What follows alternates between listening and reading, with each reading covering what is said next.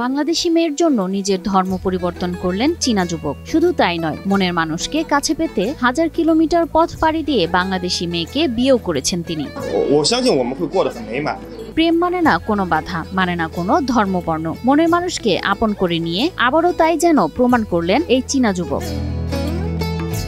প্রায় 11 ঘন্টা বিমান ভ্রমণ করে চীন থেকে বাংলাদেশে পা রাখলেন শিজিং ইউ নামের এই যুবক। কেবল প্রেমের টানে বাংলাদেশে ছুটে এলেন তিনি। দূরত্ব হার মানল ভালোবাসায়। ওই ছেলে চায়না থেকে আইছে বাংলাদেশ, এখন তাকে বিয়ে করে এই জায়গা থেকে তার মনে করেন টোটাল পাসপোর্ট সব কমপ্লিট করে তাকে নিয়ে যাবে, নিয়ে তারা ওই দেশে সংসার করবে। মাত্র 5 মাস আগে ফেসবুকে পরিচয় হয় বৃষ্টি ও শিজিং ইউ এর। এরপর ধীরে ধীরে গড়ে ওঠে ভালোবাসা।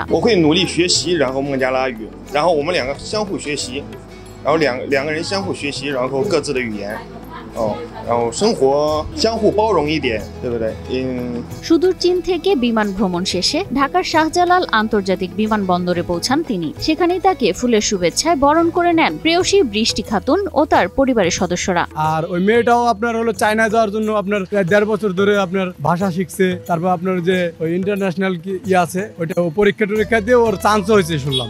পরদিন কুষ্টিয়ার নোটারি পাবলিকের কার্যালয়ে হাজির হয়ে জীবনের নতুন অধ্যায় শুরু করেন দুজন। চাইনিজ যুবক শিজিং ইউ বৌদ্ধ ধর্ম ত্যাগ করে ইসলাম ধর্ম গ্রহণ করেন এবং নতুন নাম গ্রহণ করেন সোহান আহমেদ। ওয়ালটন এখন দেশের সীমানা পেরিয়ে পৌঁছে গিয়েছে 50টিরও বেশি দেশে।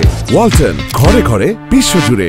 দুজনকে পছন্দ করে সেইতে ওরা ওখান থেকে ওর বাপ মা মানে ছেলের বাপ মার সাথে যোগাযোগ হওয়ার কারণে ওর বাপ মা ওকে এদেশে পাঠাই দিচ্ছে, নিয়ে যেয়ে ওরা সংসার করবে, আসবে যাবে। ধর্ম ও নাম পরিবর্তনের পরই সম্পন্ন হয় বৃষ্টি খাতুনের সঙ্গে সোহানের বিবাহ। সম্পর্কটা আপনার হলো ফেসবুকের মাধ্যমে। কুষ্টিয়া সদরের খাজানগর গ্রামের মোতালেব মিস্ত্রির মেয়ে বৃষ্টি। অন্যদিকে চীনের জিয়াংসি শহরের হেনান শহরে রেস্তোরাঁ ব্যবসা করেন সোহান। 3 ভাইয়ের মধ্যে তিনিই সবার বড়।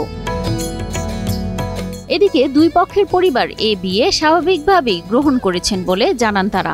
পরিবার থেকে সবাই মাইনে নিছে, ছেলের পরিবার থেকে মাইনে নিছে, মেয়ের পরিবার থেকে মাইনে নিছে। হঠাৎ চীনা যুবক ও বাংলাদেশি মেয়ের প্রেমের বিয়ে কুষ্টিয়ার আদালত এলাকায় সৃষ্টি করেছে ব্যাপক চাঞ্চল্যের। প্রেমের বন্ধন এবার মিলিয়ে দিল দুই ভিন্ন দেশের দুই মানুষকে।